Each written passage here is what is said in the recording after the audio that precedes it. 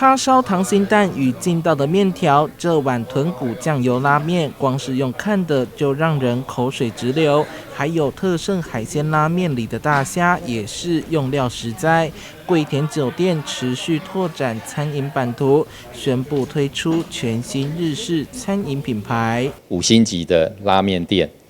那希望可以提供一个5星级的一个用餐的环境品质。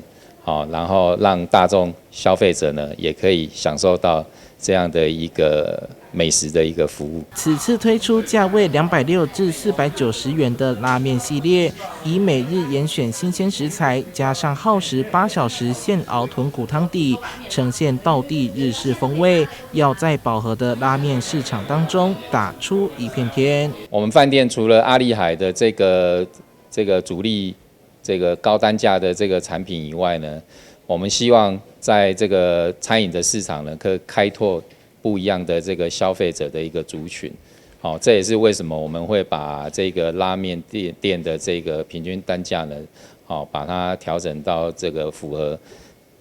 大众的一个可以接受的一个范围。作为大台南地区首间开设在饭店内的拉面专门店，以鹤来命名，有幸福长寿之意，希望提供5星级环境、亲民价位的全新选择，吸引更多年轻客群。记者周怀谈的报道。